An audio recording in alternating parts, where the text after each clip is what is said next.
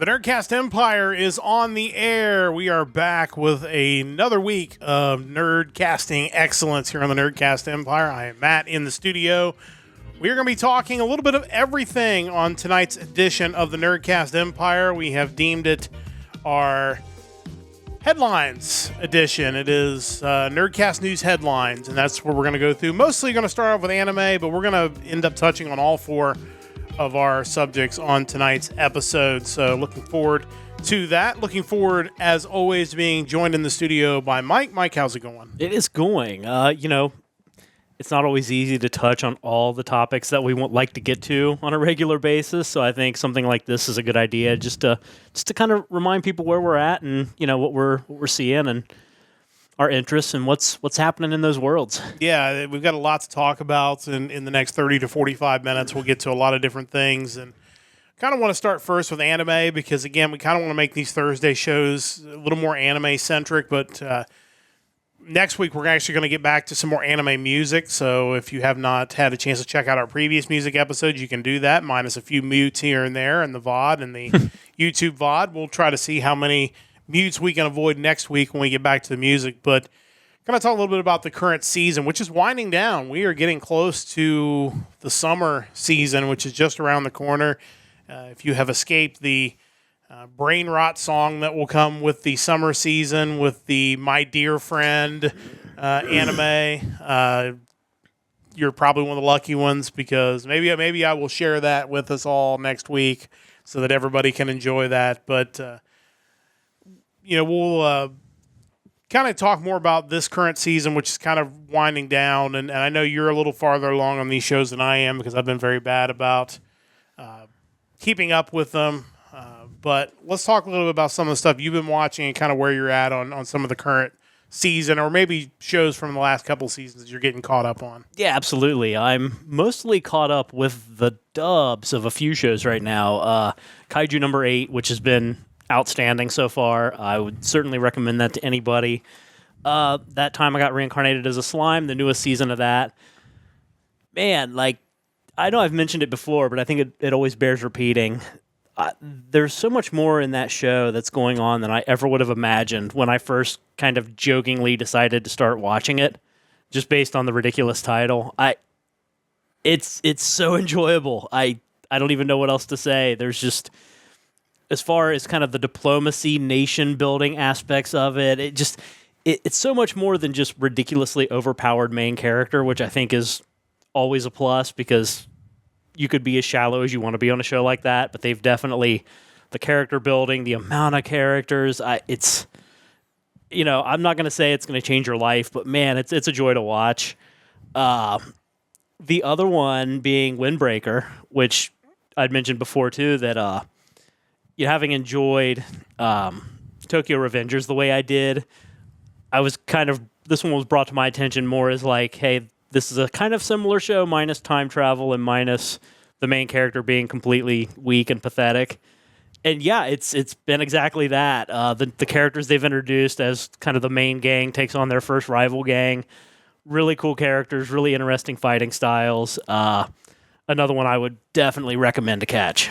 Yeah, a lot of good stuff for sure. And like I said, you've done a much better job of keeping up with those shows. My goal by the time we do news headlines in a couple weeks again is to have caught up on some of these shows that I need to catch up on. But I did start a couple of things this season. The new Spice and Wolf, waiting on the dub. That's a couple weeks behind, but I'm a couple weeks behind it. So, but again, as I mentioned when we talked about it the first time, great to see J. Michael Tatum and Brina Palencia back in those roles. I think that's going to make that a very enjoyable watch. Other shows that I started watching, Nijion, which is the 4-minute episode Niji Kasaki anime spinoff chibi character type show. Really have enjoyed that so far. It's just dumb fun, which is great. And speaking of dumb fun, I've watched the first couple episodes of Laid Back Camp Season 3. I've really enjoyed that. Even with the change in studios, it really hasn't taken anything away from that show. It's still got a very good, the same heart and soul that the first two seasons had. And if you're a fan of just kind of almost like a travel show that's also happens to be a comedy as well. I think you'll definitely find something there. So I do need to get caught up. I actually need to start watching the new season of Sound Euphonium. I've seen that is very well thought of, which is not a surprise. The first 2 seasons of that were among my all-time favorite shows ever. Unfortunately, I don't think you can pick those up anywhere for a reasonable price. So don't know if I'll get a chance to watch those again, but definitely want to get around to watching the new season. And then, there's a lot of stuff coming down the pipeline when the summer season starts too. So a lot of great stuff coming up, and we'll maybe even try to do a preview of some of the summer stuff coming up in a future episode in the next few weeks to kind of give you an idea of what we're going to be watching or what we might consider watching in the summer. You mentioned Laid Back Camp and it kind of being somewhat travel-oriented, kind of showing off some of the scenery and whatnot in Japan. I think that's always a viable option just because anime fans, especially over here, I think there's a certain love of the Japanese architecture and just the sights around, just everything. The aesthetic of Japan has a certain appeal to people.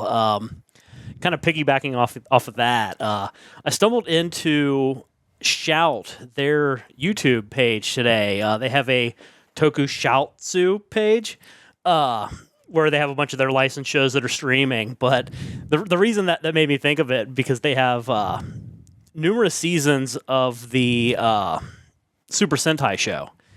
And I'm always fascinated with how Saban was able to take so much of that footage and morph it into an American show.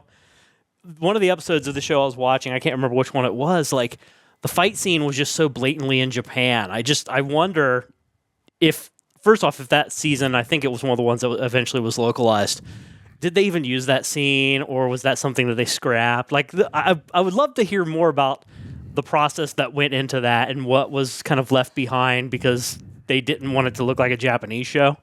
I wasn't as big a Power Rangers fan as you and Rachel were, for sure, but just what I vaguely remember, and again, I would have to go back and watch because maybe I'm not remembering this as well.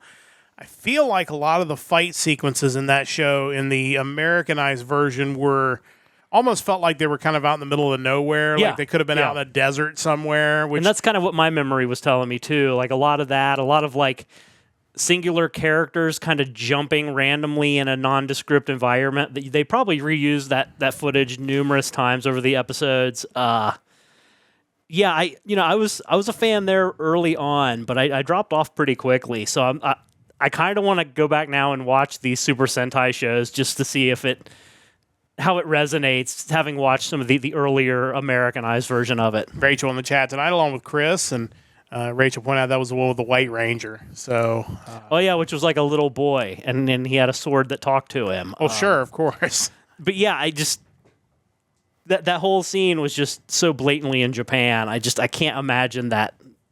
And I think at some point they actually started using a little more created footage here with the people in the costumes. I think. I don't know that for sure, but I feel like that was a thing. I feel like once it started making more money, they could justify kind of shooting their own stuff. But yeah, Rachel, and it had to teach him how to be the White Ranger before he helped the others. Well, of course. Yeah, it goes like a tutorial, basically. That sounds about right. There was another season where their mentor was this giant tree that had this little acorn buddy that flew to them and helped them. I can't imagine what it would be like going back and starting that whole series from the mid 70s when it began. The absurdity of it would have to be entertaining. That sounds like the plot of Perfect Hair Forever. It kind of was, yeah. I think that's very similar. But it's amazing to me that those shows, first off, it's amazing to me that somebody at Saban looked at those shows and thought, we can make that an American show. Because they're not very American. And the fact that they were able to look at that and say, we can make a bunch of money off of this and totally change the show. And the people over there were like, yeah, go ahead. We don't care. You just wonder, because obviously for years they brought cartoons over, which were much easier to mask as not being Japanese. But were they able to get those shows so cheap that they're just let's give it a shot, What do we have to lose? That reminds me again, and I don't know if we talked about this in depth after our animazement, but I feel like it was something that didn't come up, but we talked about it on the way back. We have got to back off on the 4Kids hate, in some of these panels. We have got to back off. Now, look, I'll be honest, I was one of those people that wasn't real happy with 4Kids and some of the decisions they made, especially in shows like One Piece and things like that. But I will say, the one thing that 4Kids did is it put a lot of anime in front of a lot of people's faces, and there are a lot of people who are diehard anime fans now that got their start because 4Kids had those shows on television. Even though they did change a lot of the things in there, they really didn't have a choice. Standards and practices were going to require a lot of that. But I feel like there's just this immediate desire from anime fans to just slam 4Kids. It's a weird slippery slope and kind of an odd topic now because you're starting to see, I just seen a story recently talking about Sony kind of wanting to train animators in Japan more on what the world market looks for in a product. And you see a lot of these localization efforts where they're changing the source material to some degree. And it's like, I understand wanting to make it more understandable for us, but at the same time, that's what 4Kids did. Yeah. Like you can be okay with it now, but understand that's not too dissimilar from what was going on back then. It's just what they're changing is a little different nowadays. Yeah. So it's just one of those things that kind of comes up. We talk about 4Kids again, some of it, it was a shame that it kind of had to do that. But at the same time, like, let's also remember that their work did a lot of good and brought a lot of anime over here that probably would have never come over. I mean, who knows if One Piece ever makes it over here, or at least not till many years later, if not for 4Kids bringing it over. And let's be fair, like, people revere the Western Pokemon theme. Yeah. How's that reasonable? How can you like that and still hate the things that 4Kids did? Because that's the same thing. We're going to change this to appeal to a young American demographic. I mean, it's made the Japanese opening theme probably very underrated, despite the fact it's probably one of the best themes in all of anime. Yeah. But yeah. Also, one other thing about that Shout channel, that Tokushoutsu, they also are currently airing Alf in Japanese, so I think that's something that people definitely need to check out if you're a fan of classic 80s sitcoms. Chris also shouting out the Fox Box. That's another good, a place where a lot of anime fans got their anime to start with, for sure. And then obviously Toonami and Adult Swim and all those other things. But yeah, we could probably do a whole episode on Alf. Like, if you haven't looked up the story of Alf, I feel like somebody at some point did a documentary on it, but the creator of that was totally wacko. You'd have to be. And there were whole things about the way they treated out the Alf puppet, and they couldn't do certain things, and the house had all these trap doors in the floor for Alf so it could interact with them, and there would be times where the cast would fall into these holes and get hurt and stuff like that. It's nuts. The show looking back on it now, if I watched it now, probably wouldn't be as good as I remember it. But I enjoyed it back in the day. But man, there's a lot of weird stuff that was involved with Alf if you ever get a chance to check it out. Stay tuned. Starting next week with our 80s television podcast premiering on Tuesday nights. Oh, I don't know about that. I don't either. But I mean, probably we could do that, but it would take a lot of work to remember everything, for sure. I think we should start with a 5-part retrospective on the series Sledgehammer. Oh, Sledgehammer was great. I'm not sure 5 episodes would do that justice, to be honest. Why was that guy never a bigger star? Don't know. That guy was so good in that show. I have no clue why. That's weird. Maybe he was just pigeonholed to Sledgehammer. Just couldn't break free. But classic. Just some random stuff at the beginning of today's program. But we're going to get to some news headlines as well to kind of go through the rest of the program. And we're going to start off with some anime. We got 3 anime news headlines, and I'll go through the first one because I think Mike's going to have more thoughts on this than I will, because this is a show that I know I have thoughts sometimes. He really enjoys. The news from Anime News Network that ReZero's Anime 3rd season unveils more cast, theme song artist, 90-minute first episode with theatrical run. They've released just more characters, which I won't go through all the new characters. You can check that out on Anime News Network's website. But the real story is that there's a trailer out for the 90-minute first episode, and that the first episode is going to be shown at Anime Expo by Crunchyroll. That's actually going to be about 2 months before it happens in Japan, because they're going to release as a theatrical release in Japan. That's going to happen in late August before the new season premieres in October. First off, we're probably in a couple weeks going to talk more about Anime Expo. I've had the fortune to be there. I know you haven't, but at some point, it's a con that everybody needs to go to because it's insane. It's just a crazy large convention. We talk about Animazement being something for everyone. Anime Expo is definitely something for everyone. If you can fight the large crowds and things kind of being overpriced, it's a great convention. But how big is this to get the first 90 minutes of the new season of ReZero before anybody else is going to get it? Yeah, it's amazing, and it really shows the level of importance of Anime Expo because no other convention is getting this. It's just there's no way. And looking at their schedule, what they have planned, just Crunchyroll themselves looks huge. I've been really excited for more ReZero. Really enjoyed it up to this point. New characters look crazy. I've never read ahead or anything with this, so this Sirius Romane Conte looks pretty insane. Conti, I mean. The theme songs, Konomi Suzuki always does a great job. That song sounded really good. Kind of excited to hear more Myth and Roid with them doing the ending song. I haven't had a chance to hear that yet. But yeah, I'm excited about this. Can't wait for more ReZero. A character you mentioned, the crazy bandage character, voiced by Chika Anzai in the Japanese version, of course. She's Reina in Sound Euphonium. She's also, trying to remember what other show I just have seen her in. And I'm blanking on it at the moment, but she's got another major role in a show that, but I mean, Reina obviously is a big one with Sound Euphonium. Coming back for a third season, but Licorice Recoil, she was Chisato in Licorice Recoil. Really enjoyed her in that. So, again, great cast, English and Japanese. So, I think that's going to be huge. And if you're going to Anime Expo, my guess is those tickets for that showing are going to be hard to come by. So, whatever you got to do to make sure you get in on that, you're going to want to probably do that as soon as you can, because I'm sure they'll think when I was there, it's been 11 years since I've been Anime Expo.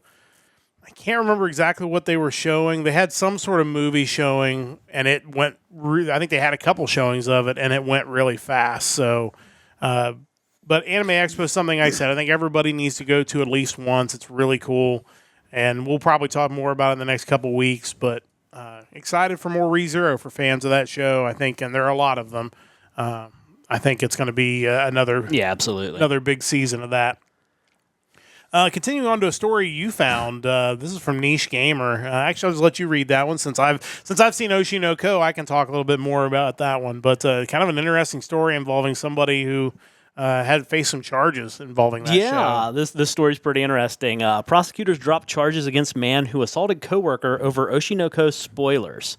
This story was originally reported on by them back on May 2nd that he had charges filed against him, but evidently those charges were dropped and probably laughed out of a courtroom, I would hope.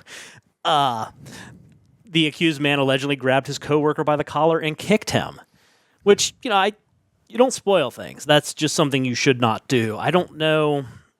First off, find a new place to work. Those aren't the kind of people you want in the office with you, sure. But man, you got to escalate things properly. There's got to be a protocol for that. You can't just physically assault someone over an anime.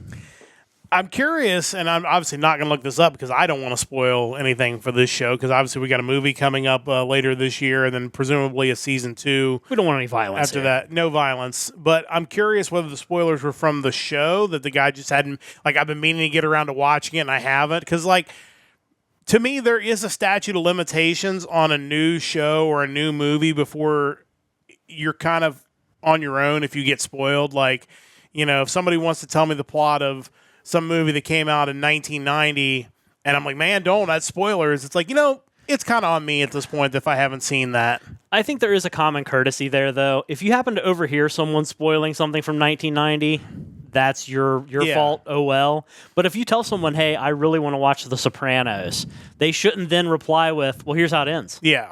That's what different. Kind of douchebag would do that? But at the same time, if I go online and read something about it, it's well, that's on me now. Absolutely. Absolutely. It's I had a chance. It's one thing for something the day or two after, okay, I shouldn't see stuff online without some sort of spoiler tag. But months later, like at this point, the first season of Oshi no Ko has been out for a while. I feel like, first off, it was a phenomenal first season. Aka Akasaka, who does that, also did Kaguya-sama, just really knocked it out of the park with that. I can't wait for the movie. I can't wait for season 2, which presumably will happen later this year, maybe early next year. But now, is it based off a manga or is it an original anime? Okay, so this could have played out as like the guy's read ahead. I just watched the first season of the show. Well, here's what happens after that. Yeah, because the first season, without getting into spoilers, ends on a cliffhanger because the whole series, at least up to this point, is there's an underlying theme of what is going on, and that that major sticking point is going to continue on into season 2 and into the movie. The main driving action, I guess, if you will, of it is not necessarily solved at the end of season 1. So it'll be interesting to see how it goes. But yeah, don't spoil things. You're just a bad person if you do that. But again, I think it is on people not to willingly go out and try to find information if you don't want to be spoiled. So can't wait for more Oshi no Ko. Glad the charges were dropped, and hopefully somebody learned a lesson and all that. I think someone grabs you by the collar and kicked you. That if that doesn't teach you, then I don't know. Yeah, that's exactly right. The other news story I found anime-wise, and it's funny because I was just, when you came in earlier today, I was watching the stream that announced this. Crunchyroll has licensed the Bocchi the Rock compilation films. The first, of course, again, for those who don't know from Bocchi the Rock, very heavy influence from Asian Kung Fu generation. All the characters are named after members of that band. They did a cover of Rock and Roll Morning Light Falls on You. So, of course, the movies, first movie's titled Bocchi the Rock Re, and the second movie's titled Bocchi the Rock Re. Just like the song Looks like it was built by a Riri. This is like the song from Erased. Sorry, had to do that. Yes. But really excited for these are compilation films, so there will be new music with the compilation films. I also saw today they announced some more live dates. In fact, if you're a fan of not the debate show, but the music channel on YouTube, The First Take, Ikumi Hasegawa is going to be on there tomorrow with the Bocchi the Rock Band. And Stephen A. Smith, hopefully not. Doing a live version of one of the Bocchi the Rock songs. So I'm really excited for that. It's supposed to debut at 2200 Japanese time on Friday, so I imagine tomorrow morning we'll be seeing that in the States, but really excited about that. Really excited for more Bocchi the Rock music. I really love this show. It's a lot of fun. Really kind of a nice dichotomy with a show like Oshi no Ko, but looking forward to more Bocchi the Rock. So that's kind of the other big story. Looking forward to those coming out in theaters. The first film opens in Japan on Friday. The second film opens in Japan on August the 9th. So we'll let you know. I think the dates of those have come out, but it doesn't say when those are. But I know they're going to be coming to theaters in the U.S. So looking forward to hopefully my schedule allowing me to go catch those in theaters. One other thing, anime related. This kind of goes back to what we've been watching. I kind of wanted to mention too. I mentioned previously after the Animazement trip the items that I purchased in the dealer room. One of which being the complete series and OVA of Genshiken. I did get through the first disc of that, and it's kind of funny because I was curious how I'd feel about it all these years later. And it's amazing because I really thought that anime fandom and just kind of the otaku culture and weebness and all of that just seems to be so much more accepted nowadays. But I'd forgotten that these like college kids are so far on the end of otaku-ness. Even to this day, I'm just like, what's wrong with you people? Why are you into this stuff? Like, that is so weird. Like, it really, it doesn't make you feel better as being a fan as much as it does just makes you feel more like a normie compared to them. And I feel like the dub really plays into the social awkwardness maybe more than it needs to the point where you start getting frustrated with them talking. Like, yeah. I get it. You're awkward. Say what you need to say. That being said, I've enjoyed the show, but man, that you're just like, you can't really be that backward. Come on, there's no way. Japanese culture is interesting, and there are a lot more people that are deep into it than probably we even realize as you start to see and kind of expand and you get more into the pop culture aspects of it. It's an interesting world out there for sure. So, well, I think newer fans are starting to realize that too. Someone I follow on X had commented on some person's post who apparently, I can only assume they're a fairly newer fan, but they were complaining about this show that they watched, and I have, just based on what they were complaining about, I assume it was probably like Oron Host Club. But this was like a person that you wouldn't think would have a problem with a lot of what's in Oron Host Club, but they were complaining about it. So you're just like, this is anime, man. Like this is what you get. Like, and again, most people are into anime because it's not what we have over here. It's a different product. Let's try to keep that in mind before we say, hey, it needs to be like Western entertainment. Also, everybody should watch Oron High School Host Club. That's a great show. It's got a great dub. It's great in Japanese also. It's definitely, I don't know if it's necessarily a shoujo show. There's probably another term that's somewhere between that and like kind of middle of the road.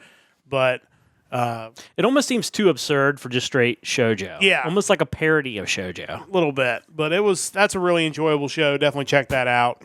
I'm sure you can find it on Crunchyroll or somewhere out there. Not Discotech will probably be releasing it in months. They'll probably pick it up. Yeah. Shout out to Discotech. We saw their booth at Animazement and was able to pick up some stuff from them. But that's kind of all I have for anime headlines this week. We'll be talking more anime next week when we get to the anime music, our next anime music episode. So that'll be interesting. There is one other thing that I totally forgot as I continue to sidetrack this. All right. We have dates for the next OhioCon. Oh, yeah, we did. We were hoping to have a little more news involving I didn't see anything else come out of their social media after that post from, oddly enough, while we were recording our music episode last week. Yeah, for those who watched the music episode or listened to it, you got spoilers at the end of that because we found that out right as we were going off the air. But next January, supposedly, OhioCon is coming back as they've now had to take a third different website, OhioCon.online, because who knows why. Their website looks like somebody who created a page on Angel Fire wouldn't be happy with it. It's very terrible looking. There's not the little alien at the bottom or the counter, which is really disappointing. I was hoping for both of those. It's bad. And like most of the links go to like Internet Wayback links to their old page. Like, I don't know. We'll see. There is a part of us that kind of wants to get credentialed to go just to report on what actually happens, if it actually happens, because I think that's still very debatable at this point. Yeah, and to your point, I think there is a certain responsibility of someone to cover it in a journalistic way, just to have that out there. Just when years down the road, people wonder what happened. There was someone that said, hey, when they tried to keep it going after the 2024 debacle, we were there to say, this is what happened. This is what it looked like. I don't think I have a ball pit.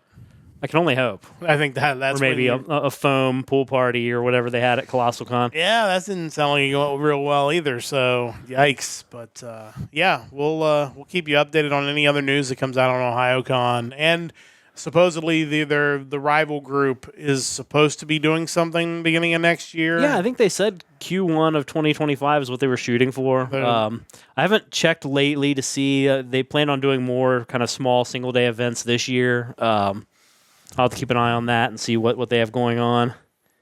Also, I saw Izakaya. We talked about them a few weeks ago. They've created a new page on their website that kind of details like their special events, including the fact that I believe they've moved their karaoke to Fridays now, so it kind of kicks off the weekend. That seems like a good move. Yeah, I think at least from an attendance standpoint, I think you're going to do a little better there. So we're due to go back up to Izakaya for another business meeting very soon. So we'll see. We can get the crew together. If not, you and I will go up and have some wonderful pizza and enjoy our time up there once again. But so yeah, I think now we're out. I think we're done with anime. We're done with anime news now. Let's get back to talking about Final Fantasy IX because I think that's where we cut off. But let you kind of talk about the story briefly. Sounds like even though they've had some issues with kind of getting this Final Fantasy IX remake off the ground, things are at least progressing on, at least according to a leak to Game Rant. Yeah, and evidently this leaker seems to be fairly reliable. I've seen some YouTube creators already referencing this as well. Square Enix has had some issues lately. They had announced that they had canceled a bunch of games that they had yet to actually announce, that they just weren't going to develop them. And there was some concern about Final Fantasy IX because even though a few years back it did appear on this list that was leaked from NVIDIA as being something that was going to happen, they've never really made an official announcement that they were developing a remake for Final Fantasy IX. So it's one that I think any of the games that are in the PS1 era, people would love to see more done with, just due to how poorly those have aged. From what I hear with this one, they're not going to go full-on Final Fantasy VII remake on it. They're not going to blow out the budget on it, but they're also not going to do the HD 2D style, which I think is good. I don't think that would really lend itself well to Final Fantasy IX. So it kind of sounds like something in between the two, but it's good to hear that apparently it's still in the process of being made and we're not going to have it canceled on us. So definitely excited about that. Yeah, no doubt. I'd be curious to keep up on what the latest on that is as we move a little bit closer to the release of that. Hopefully it'll be coming up before too long. We're going to step aside. If you're listening on the podcast version, you probably haven't had to deal with the technological issues we're dealing with on the live version tonight, but glad to have you along on the podcast version. But if you are listening on the podcast, we're going to step aside. When we come back, we're going to talk a little bit of music, and then we are going to talk about the NXT Premium Live event, which is coming up this weekend. If technology allows, we'll have a live show afterwards. But you're listening to our Nerdcast news headlines on this Thursday, and we'll step aside for a timeout. You're listening to the Nerdcast Empire. Back on the Nerdcast Empire, fighting through our technological issues tonight, but we are rolling along right now. At least we are live for the moment until Spectrum decides we are not live again. But we're talking news headlines this week. Don't forget to don't forget to check out our website, nerdcastempire.com. You can check out our store while you're there. Lots of good stuff there. All of our former podcasts. You can download our podcast wherever you get your podcasts each and every week, but all the VODs going up on both Twitch and on YouTube. And the YouTube VOD this week will take some editing because we had some drops to try to get all this together. So make sure you check that out there. Let's talk a little bit of music real quick, and then we're going to get to some wrestling to wrap up today's episode. Exciting news. I announced a couple weeks ago that Babymetal was going to be touring the United States, and those tickets, I believe, or at least most of them are in the pre-sale stage, if not on sale, depending on the dates. But they've got a date coming up in Cincinnati on November the 23rd at the Andrew J. Brady Music Center.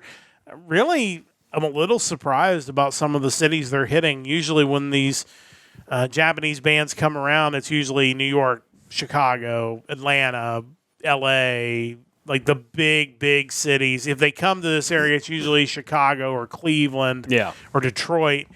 But they're coming to Cincinnati. They're coming to Indianapolis, Bethlehem, Pennsylvania, Raleigh, North Carolina, finishing up with a couple of dates at the House of Blues in Anaheim before their tour comes to an end. But it'd be a fun show to go see, and tickets seem to be reasonably priced for a tour like this. So if you're a fan of Babymetal, it's definitely worth checking out.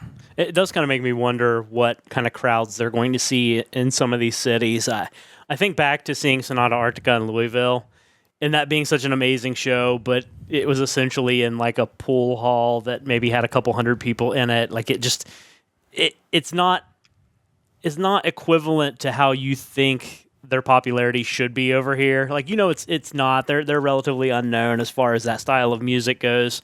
It's not the biggest draw here in the States, but you kind of wish it was. I don't know what kind of crowd Babymetal attracts in, Madison, Wisconsin, maybe, or Des Moines, Iowa. Hopefully they do really well because kind of like what you said, when you see a lot of these acts coming around, it is usually just the biggest markets. It's like 4 stops. It's New York. It's Chicago. It's LA. To see kind of the secondary market getting a show like this, and I understand Babymetal's pretty polarizing within the metal community, but to me they rest squarely like right in between my love of anime and love of metal, so it works out perfectly. So yeah, I hope that the tour goes well for them. Yeah, hopefully the ticket sales are good. Again, you do worry about foreign bands, as we mentioned. Sonata Arctica did not draw near the crowds that they deserved over here, so hopefully they do well with this tour. And I think there is maybe a little more wide popularity for Babymetal in the States than there would be for Sonata Arctica.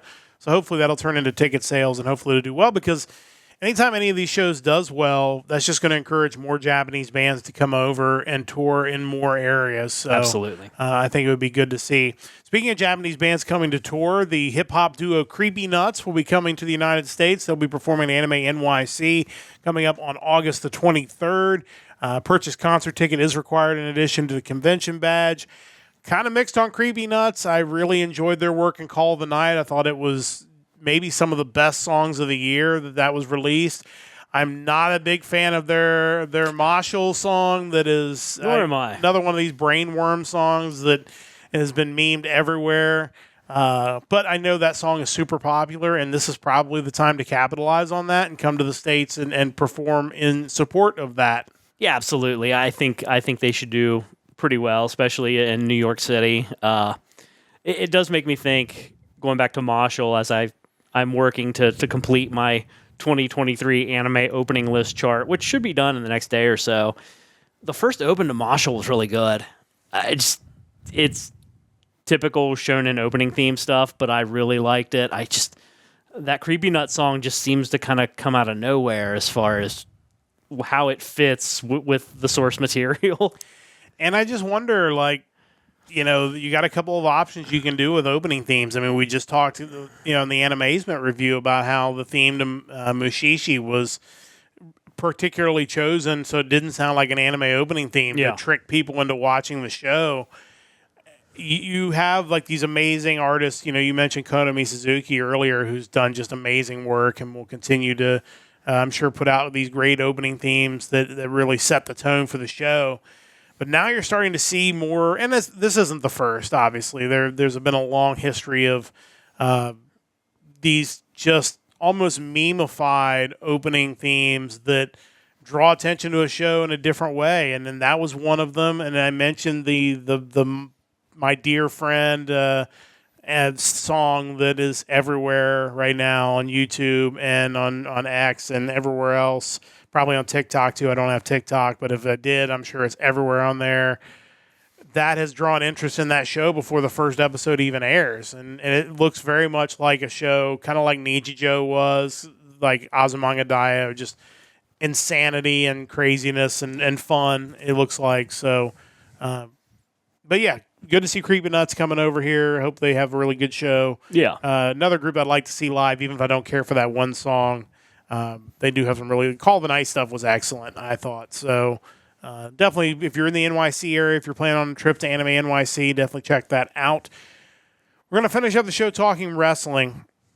And I kind of want to just briefly talk about ratings because it turned out that AEW Dynamite did edge NXT this week, but man, it was close as NXT had a monster rating this week, including several quarter hours that were over 750,000 viewers and reaching an overrun of 807,000 viewers.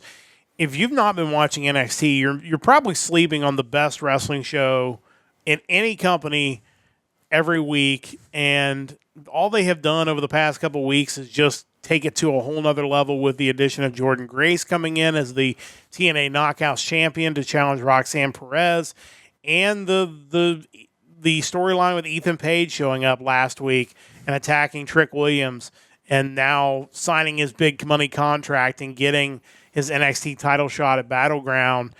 It is the one show right now that feels like anything could happen on NXT, and that is, I think, the reason why we're seeing these numbers is people are tuning in because they really have no idea what's going to happen in the 2 hours of NXT. Yeah, it's weird to see a WWE product feel that way because while I enjoy Raw and SmackDown each week, they're just very polished just by the numbers show for the most part. There's nothing, with the exception of the occasional QR code, there's nothing in the moment because even those, they happen, you look up what they are, okay, that's cool, but they don't really impact the show that you're watching. Everything else just kind of happens. It's fine. This is the first time in a while that a WWE product has really had that sense of, okay, what could they possibly have in store for us next? I think they've really found that sweet spot between Black and Gold and 2.0. I think it's easy to say Black and Gold was amazing because, yeah, I really enjoyed it. But they found a way now to still have wrestling that's high quality, but also create characters and create stories. When you look at what you enjoy most about NXT, you look at something like Metaphor. I never would have guessed that those 4 individuals combined would be so much greater than the sum of their parts, but they are. They're must-watch TV. That's what you're getting now. And also, to me, NXT is the only show in wrestling that I think is intentionally trying to target a younger demographic. Sexy Red, for example. Absolutely. Like, that's not necessarily something I'm tuning into NXT for, but I also am smart enough to know that that's bringing young people. I mean, you look at the second hour, and of course, courtesy of WrestleNomics, definitely worth a subscription on Patreon to them, but the demo numbers are all above the trend line that last hour, including 343,000 in the key demo for the overrun, and it's young people. And the thing is, the show isn't tailing off. Like, the big thing about AEW and the problems they've had is they start really high and they just kind of tail off.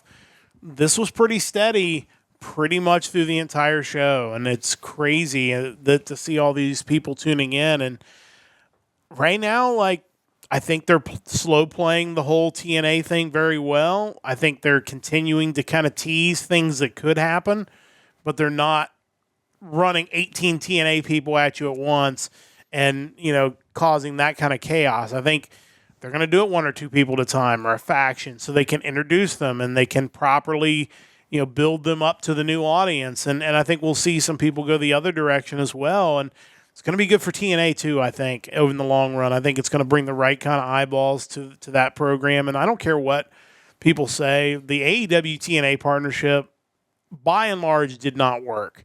No. I think there were some highlights of it. I think Kenny Omega going in and getting to wrestle some of those guys that were there created some good moments.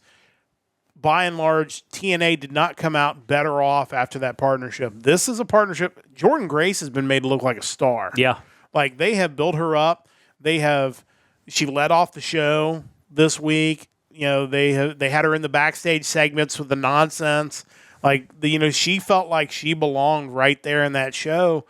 And if you're her, you're basically doing your time in NXT now.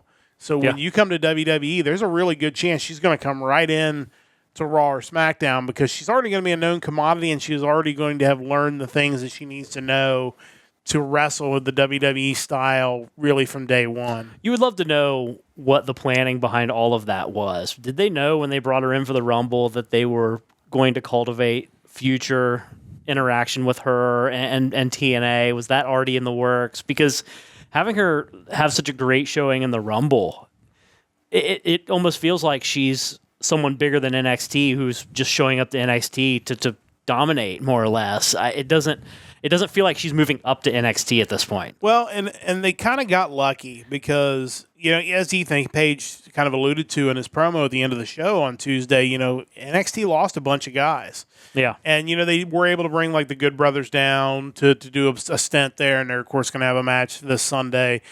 But by and large, and I guess Natalia as well, she's been there, but by and large, a lot of the people that they would bring in for a cameo are now currently tied up in storylines or hurt, where they don't really have those people to spare from the main roster to bring in. So what do? You bring in Jordan Grace for a few weeks. You bring Ethan Page in off the street and make him a big deal from day one.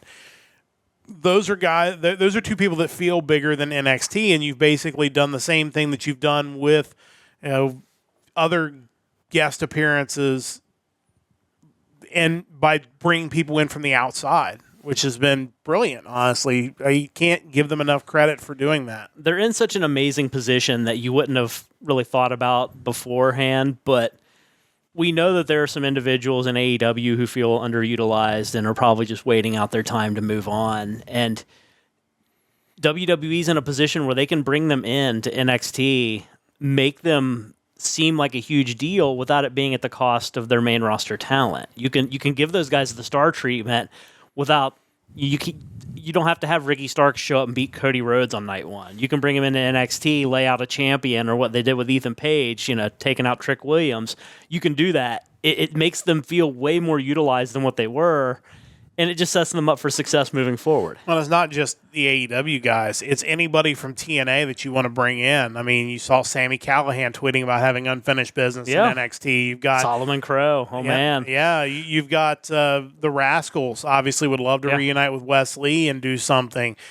You had Josh Alexander talking like, hey, the door swings both ways. Like, who's going to come over and challenge me? Like, that's when you start getting excited for this stuff, and you do feel like it's going to be treated seriously, and the TNA people are going to be treated seriously, so it's going to work. I'm not suggesting that WWE is going to bring all the TNA people in and put them all over, but the matches are going to feel like they're a big deal, and it's not going to be just WWE winning the TNA title. Everybody, Yeah, it's going to be much more of an even deal because WWE doesn't need to do that. Everybody knows they're the industry leader. They're not out to prove anything to anybody.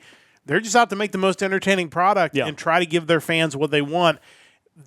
Especially NXT, has become the cool product. Yeah. And I think that is hurting AEW more than Tony Khan will ever admit, is that they have the cool boss now in Triple H at the top, and they have the cool product in NXT that's about to go to network television on the CW here in a couple of months. We'll see what kind of ratings they do when they get there, but I mean, the problem is that Tony Khan kind of destroyed his own coolness himself. Like, he overexposed himself, and people realize that he's kind of a dweeb, and you can't really get that back now. Talking more about TNA, I would love to see Gresham wrestle like Dempsey for the within like the Heritage Cup format rule, something like that. I think that would fit perfectly well for him, and he's another dude that I think would thrive in NXT. This harkens back a little more to the Attitude Era, where it was Triple H and Shawn Michaels that were the cool guys. They helped catapult WWE into feeling cooler than WCW, and you can't compare the in-ring products to what was going on in the mid and late 90s, and that's a good thing, but it still feels oddly similar. It does, no doubt about that. So let's wrap up talking about running down the card quickly for NXT Battleground. And then we will be back. We saw Rachel's comment once we were able to come live again that she can't wait for Battleground. She'll join us on Sunday, I believe, for the post-Battleground program where we will talk about NXT Battleground live on Twitch. Make sure you join us Sunday night. But we're going to have a 2-for-1 shows on Sunday. Early on Sunday, 4 o'clock Eastern Time, it is our Music Weekly show. We're going to be talking about the music of May the 24th coming up. 4 o'clock Eastern Time, then approximately 11 p.m. Eastern Time-ish, depending on when we don't know for sure. The NXT pay-per-view. Rachel says she will be there.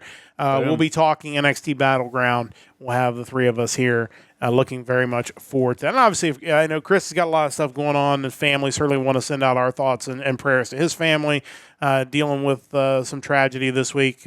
Chris will be rejoining us soon. But dealing with some stuff in the homestead at the moment. Obviously, he's always welcome to join us anytime he has the time to do that. Let's run down this card, and then we're going to wrap up so that I can start stitching this episode together for the VODs. The opening match, or the first match listed on Wikipedia, the six-pack ladder match for the inaugural NXT Women's North American Championship. You've got Sol Ruka, you've got Lash Legend, you've got Fallon Henry, you've got Jada Parker, you've got Michin, and you've got Kalani Jordan. Really excited for that one. Yeah. I think that has got a steal the show type of vibe to it. You've got a bunch of young, hungry wrestlers in there with some veterans that are looking to try to show out. Just quick thoughts on that one. I hope that Mia Yim isn't in the match just to take some hellacious bump. I'm concerned about that because we've seen it before. I'd love to see her win it. Yeah, I think you could do worse than having a veteran win that title first and carry it a while. You can draw comparisons to Keith Lee as the North American champion on the men's side originally. That was a big deal for him. Man, even though you have some people in this match that might be a bit green, the amount of just raw talent that you have there is ridiculous. I think they have really, really high hopes for Jada Parker. Yes. I feel like they've been showing her off a lot lately. Lash Legend, someone who's benefited so much from the Metaphor group. Between that and her back and forth with Trick Williams, she's been a delight on television. And don't forget she slammed Otis. That's right. And that was like everybody freaked out over that. Like that was amazing. Just raw athleticism. I'm expecting some sort of ladder moment where Sol Ruka hits the Soul Snatcher off the ladder somehow. Yeah. Like that's going to be insane. And I think Fallon Henley's ready for something. Like she's been a standout performer for them for a while now. You're going to create this mid-card title. What are we going to do with it? That wouldn't be the worst decision either. Yeah, I was kind of hoping they would keep her babyface. I think she makes a very good natural babyface. She's doing fine with the heel character as well, but she's got a very likable personality, I think. So hopefully she makes her way back to that. But looking forward to that. That's the ladder match. Then we got a triple threat match for the NXT North American Championship on the men's side with Oba Femi defending against Wesley and Joe Coffey. Interesting matchup here. Kind of wonder if Femi drops the title without being pinned in this situation, because anytime you see these kind of triple threats, the alarm bells go off that somebody might be in the match to eat the pin. But we'll see. This is a spot where Gallus is going to be out there. Would they bring the Rascals in as a run-in to try to neutralize Gallus? Will The Rock show up to help Gallus? Will The Rock show up to help Gallus? Who knows? But it wouldn't shock me if Femi retains because he's very dominant. But at the same time, at some point, they're going to want to move him on to the world title picture, I think. So I could see them finding a way to have him drop the title without being pinned in this situation. Yeah, I could definitely see that as well. NXT Underground match, Shayna Baszler versus Lola Vice. They've done a great job building this up. There's a video package that aired this week on NXT that definitely set the stage for this.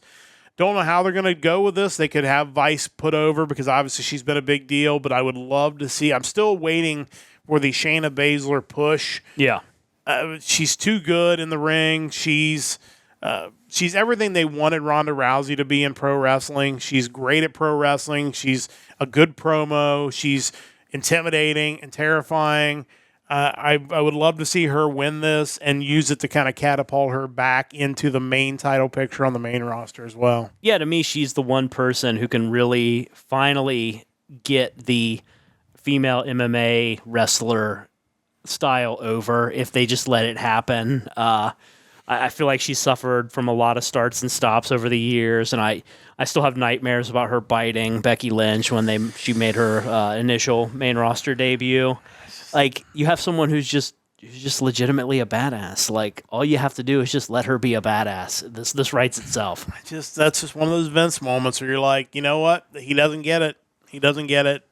And I have no hope for her character while he's around. So I'm hoping now things will be fixed in that front. Singles match for the NXT Women's Championship. I'm super excited for this one. Roxanne Perez versus Jordynne Grace. I'm hoping we get a clean finish in this match. This is one of those things you want to see when you have these crossovers. Like, can you have a clean finish? I would love to see Grace win, and I'd like to see Roxanne Perez go back to TNA to have to chase down her title. But whatever they do, I hope it's a clean finish, and you can move on from it. But I would even settle for a less than clean finish if it involved Grace winning the title. Yeah, because I think if you did it in a way where Perez felt legitimately wronged and had to chase her back to TNA, I think that would be a great thing. I'm also kind of interested to see, do they make whatever partnership they have with TNA a little more out in the open for this? Like, are they going to do a row of TNA wrestlers sitting in the crowd, a la kind of the Radicals back in the day? I mean, even though they had signed with WWE, you could still kind of do a similar optical thing there. I think they have an advantage because they're running the UFC venue in Vegas as opposed to like a big arena where they can sneak people in without it being very noticeable. Plus, they're going to Vegas. It would not be as easy to spot a wrestler flying into Las Vegas as it would be flying into Cincinnati, for example. So I think there's some options there that they could definitely run with that. NXT Tag Team Championship, Nathan Frazier and Axiom against the OC. I could see this one going either way. They've done a good job building the OC up, but obviously they're kind of getting back into a storyline with AJ Styles after his attack on Cody Rhodes. So I could definitely see Frazier and Axiom winning. But I could also see the OC winning and taking the tag titles to the main roster and showing them off. Yeah. But I think it'll be a good match regardless. Yeah, and I kind of wonder, when it comes time to move to CW, would it be the worst thing in the world to have kind of a Bullet Club presence on the CW? Because it would just kind of give you those Ring of Honor vibes, smaller show on network slot. I think that wouldn't be a bad idea either. I think you're going to see some main roster talent on the program for sure, or big names at least to kind of support that move to network TV. Main event: Trick Williams versus Ethan Page. Obviously, Ethan Page showed up 2 weeks ago. Big shock, especially because I thought he was Johnny Gargano for a minute, and they're like, "Oh no, it's Ethan Page." They shot that really weird, where you didn't really get a good look at him until he stood up. I was like, "Do I?" Like my first thought was, "Is that Humberto Carrillo? Like, who is that guy?" Like, and then he stood up. I'm like, "Oh, it's Ethan Page. Okay, cool." Which is great because I think a lot of people thought Page was going to TNA or he was going to just do the indie circuit. And I don't think really there was a ton of talk about him going to NXT, but he's come in. They presented him as a big deal right out of the gate. The contract signing was great this week. And he, again, you want to go for shock value. Would not be the worst thing in the world to have Page win the title and then have Trick Williams have to chase it back down and win it back from him. I don't think there's a lot of reason for Williams to have a long title reign. I think he's one of those guys that he's more entertaining in the chase than he is on top. Yeah. And he's certainly over whether he has the belt or not. So yeah, I could definitely see them just hot-shotting it on Page. I'm curious. I haven't checked yet. Has he made any appearances on Up, Up, Down, Down yet? Because I feel like that's a pretty obvious next step for him, just kind of knowing his background. Yeah, there's a lot of crossover appeal, whether it's like the A&E show where they go like hunting for merch and stuff. Like I think you could get him involved in that, especially when it's like toy related. He's a signing that makes a ton of sense, especially right now. In the current NXT and WWE environment, he fits in like a glove. And again, as you said, I don't think he's going to be the last to come through those doors. And I think the way they've treated even Lexis King, who clearly is kind of settled into like an upper mid-card role in NXT, has been treated as a big deal. Oh, yeah. And like, I think that's the hidden genius of Booker T, too, though. Like, people may not enjoy his commentary to some degree, but the man constantly tries to get people over. I mean, he thinks Lexis King is the biggest star on television. Yes. Like, what a strange reaction and attitude to have toward Lexis King, but Booker T does it, and you think he believes it. Yeah, 100%. And he and Vic are probably the best commentary team on television. They work so well together. Yeah, I enjoy them immensely. As much as I think Vic Joseph deserves a spot on Raw or SmackDown, I don't know if I'd want him there without Booker T with him there because they figured it out. Like at first, I don't know that if Booker T had figured out his role, but I feel like he's got it now, and they just work so well together, and it's definitely worth listening. So that'll be coming up on Sunday, NXT Battleground. It'll be June 9th, of course, taking place at the UFC Apex. So definitely looking forward to that. Let me check real quick before we go off the air to see what time that starts. That is not correct. There's no way that starts at 10:30 p.m. So thank you, Google, and how terrible you are, because Google is the worst. It has just been just a struggle to get any information out of Google. 4:30 Pacific, so my guess is we're talking 7:30 pre-show, 8 o'clock start time for the main card. I don't know why Google, 10:30 p.m. Good work, Google. You've ruined your search engine. Great job. Great job. So that kind of wraps things up for our headline show. Any final thoughts before we try to wrap this up before Spectrum decides to wrap it up for us? Yeah, this was a good first run for this kind of format where we're just hitting news headlines and just kind of talking the different things that we talk about. I think it's only going to get more streamlined and figured out as we go, but it's been a good podcast. It has, despite the fact we had a very unscheduled break in the middle of it, but We were able to manage to kind of work our way through the break as Spectrum decided to kill our internet halfway through. But again, if you're watching on the VOD on YouTube, if you're listening on the podcast platforms, you will not notice that, which other than just me talking about it. But if you are watching on Twitch, you'll see there are 2 files for this show. So make sure you check both of those out to get our full story on our news headlines. That's going to wrap things up for this week. We'll be back with 2 shows on Sunday. Do not forget, 4 o'clock Eastern Time. It's our Music Weekly. We'll be back with the music from May the 24th. So check that out coming up 4 p.m. Eastern Time. Don't Google it because they'll probably tell you it's at like 3 a.m. 4 p.m. Eastern Time. We'll be back with Music Weekly on Sunday, and then probably 11:30 Eastern Time Sunday night, we will have our recap of NXT Backlash. That's going to wrap things up for this week. Big thanks to Mike, as always, for joining me. Big thanks to everybody who's listened, who's downloaded the podcast, who's support us in any way possible. We are incredibly grateful for that. Please message us, reach out to us, comment on the video on YouTube, send us a message. We'd love to know what you think and what you'd like to see us do in the days and weeks to come. Big thanks to Stoveleg Media for their continued support of our podcast. We'll be back 2 shows on Sunday. Will my voice hold up for 2 shows? You'll have to tune in to find out coming up on Sunday. But that's going to wrap things up for now. For the entire crew, I'm Matt saying so long. Don't forget to join the Empire, the Nerdcast Empire.